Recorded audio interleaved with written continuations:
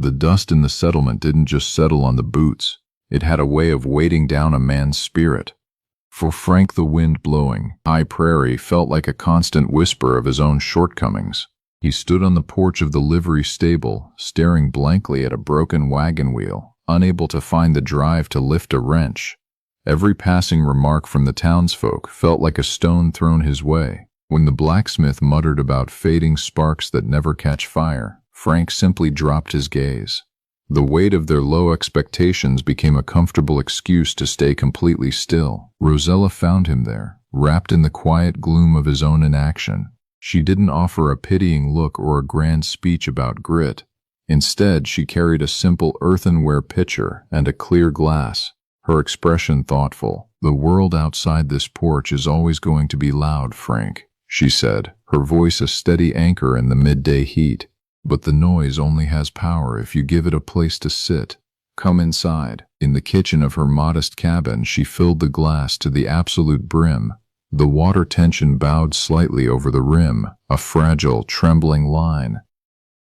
"Take this," Rosella commanded gently, placing the smooth glass into his calloused hand. "Walk the entire perimeter of this house, out through the front porch, around the garden patch, and back through the kitchen door. If you spill a single drop, you start over. Don't look at the horizon, don't look at the road. Just look at the surface." Frank frowned, his thumb brushing the cool glass. "People are talking down at the dry goods store, Rosella. They say I'm just drifting." "The water, Frank," she insisted, her eyes locking onto his with an intensity that made his breath catch. "Focus only on the water." He took his first step. The floorboards creaked beneath his weight, and the liquid surged toward the edge. Frank instantly froze, his entire universe narrowing down to that tiny shifting boundary of clear fluid. He adjusted his stance, flattening his palm, and took another step. As he crossed the threshold onto the porch, the laughter of 3 men walking down the main trail drifted across the yard. Ordinarily, the sound would have caused Frank to stiffen with resentment, to turn his head and seek out the mockery. But the water trembled dangerously near his knuckles. He couldn't afford to look up.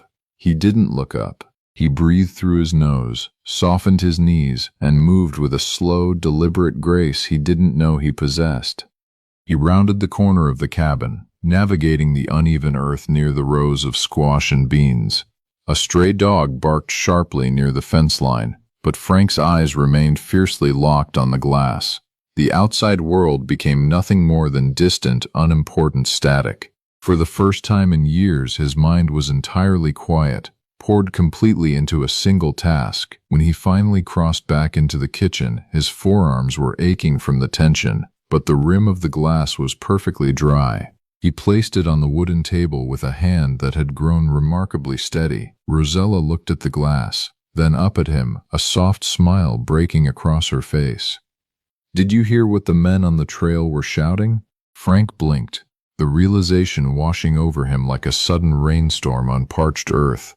"I heard them, but they didn't matter. If I had looked at them, I would have lost the water." "Life is the water, Frank," she said softly, stepping closer. "The town, the doubts, the old failures, they are just the wind trying to make you spill what's precious. You have the stride to walk this frontier. You just have to look at your own path." The lesson took root deep in the soil of his character. Frank didn't change overnight, but his gaze never drifted back to the spectators. He took a job helping build the new timber flume up in the foothills, a grueling project that required absolute precision and tireless effort. While others complained about the heat or the stubborn nature of the mountain pine, Frank worked with a quiet, unrelenting focus. He measured twice, cut once, and kept his mind entirely on the timber beneath his hands. Months blurred into a steady rhythm of honest labor. When the town council needed someone to oversee the distribution of the winter supply reserves, they didn't look for the loudest talker in the valley. They looked for the man whose consistency had become the bedrock of the district. Frank accepted the responsibility without boasting. He spent his evenings reviewing inventory ledgers by the light of a tallow candle, ensuring every family received their fair share of beef, flour, and grain. The townsfolk who had once dismissed him now spoke his name with a quiet respect. But Frank didn't feed on their praise any more than he had starved on their insults. His internal compass had shifted. The focus I found that day didn't just help me build a life in this valley, he continued, looking directly into her eyes.